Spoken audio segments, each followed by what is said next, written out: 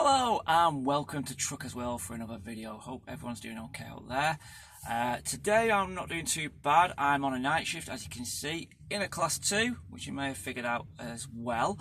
To cut a long story short, I'm hoping to be moving over to class 1, but they've failed to tell me that I do need to do an assessment. Now I'm hoping, obviously, and I'm believing that this assessment won't be quite as difficult or kind of like intense as the last one, for different reasons. Plus I'm actually on contract anyway, so they'll have to get me through either way. Anyway, let's move on to today's video, and today's video is basically the good and bad about doing a night shift. Now this is going to be my personal experience only. Everyone's different and every company's different how they operate, okay? So I'm not going to go into obviously what I do in the night. All I'm going to do is just say that I do generally a 10-hour shift, and it is a 10-hour shift more often than not. So let's start off with the good. So the good then about night shift work when you're driving, whether it's class 2 or class 1, more often than not, you're going to get more money. Definitely. I don't think I've seen many jobs where, you know, there is certainly a couple of quid difference in per hour or in terms of salary. Whoever you're working for, it will be generally more working nights. You may get some firms pay up to a certain point. So for example, 5 o'clock maybe up to about maybe 10 o'clock might be still a day rate, and then from 10 till maybe 4 in the morning or 3 in the morning, then they pay the night rate. It's just how some companies work, but generally speaking, you will get more money for night work. Simple as that. Okay, next good thing. Well, the roads are clear most of the time. Now, again, it depends on when you start, but once you start getting past 7 o'clock and early hours of the morning, you'll find the motorways, villages, towns, that kind of thing, unless you obviously go in town centre, mostly clear. That does make it better as far as, you know, driving. You can relax a little bit more, you know, roundabouts, especially if you're going into villages, a lot, you know, far quieter than normal, and it does make driving a little easier that way. Okay, but there is a flip side to that, obviously through the night. We'll come to that. So that's a good thing, I think, and it you know, a lot less delays. You know, you're not stuck in traffic more often than not, unless there's been an accident. If you're in a day job working class 2, class 1, and you're doing a little bit of distance, I'm not talking too far, you know, maybe 2 hours or so, you know, depending where you're going, you know, you're probably going to get stuck in some traffic at a certain point of the day, whereas obviously night time, you know, you're mostly free of that.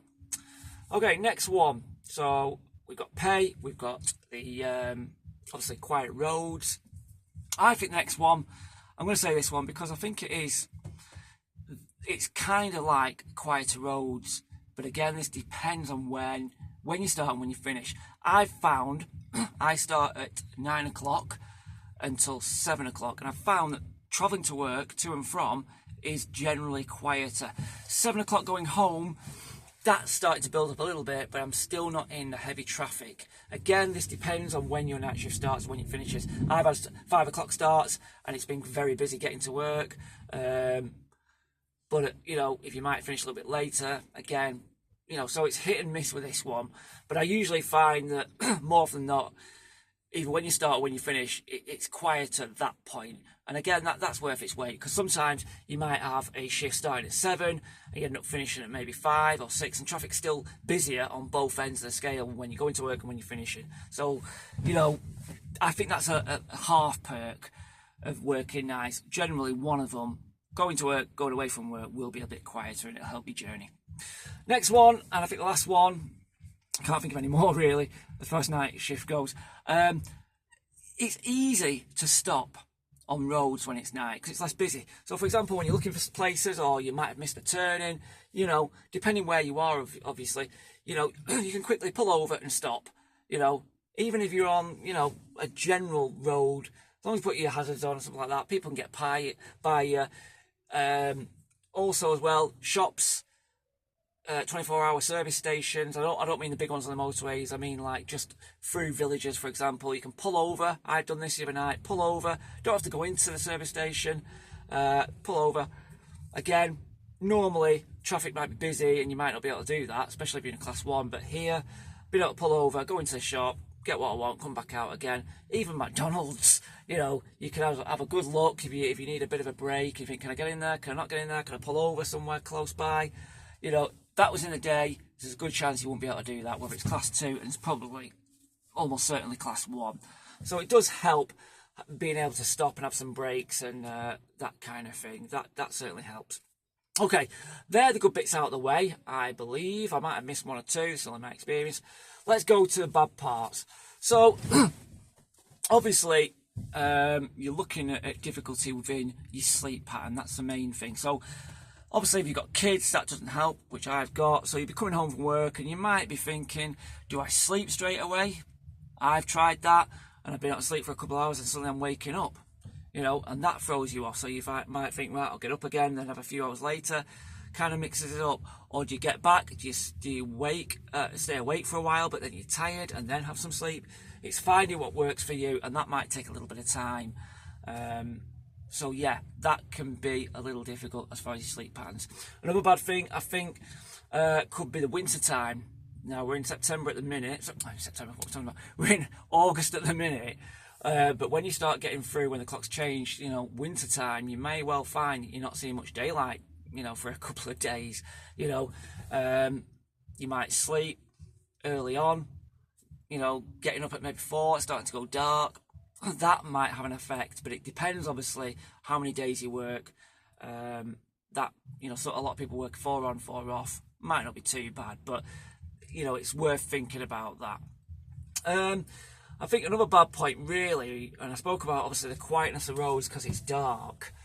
I think this is, you know, when I say it's enjoyable driving, not much traffic on the road, that part is. However, the flip side to that is that because it's so dark, your visual field is not as good, okay? It's definitely not as good, and there's certain motorways, you've all been down them, where there's no street lights on them, and it's really dark. You've got your lights, and then you're tempted to put your full beams on, you know, and some of that, kind of like I said on the flip side, is not the best experience. It might be all right when there's no traffic on the road, but when you're looking round, all you can see is a little bit of stretch here, a little bit of stretch there. You can't see the scenery, and it does make a difference. I've driven the places in the dark, you know, and you can't see much, and then in the day it looks completely different. You can see so much more.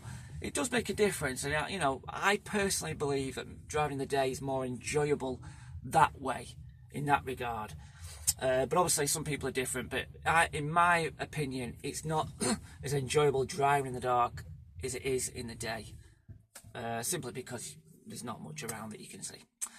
Okay, any other bad points I can think of? Well, not really. I think that's about it. The work-wise will probably be the same depending who you're working for.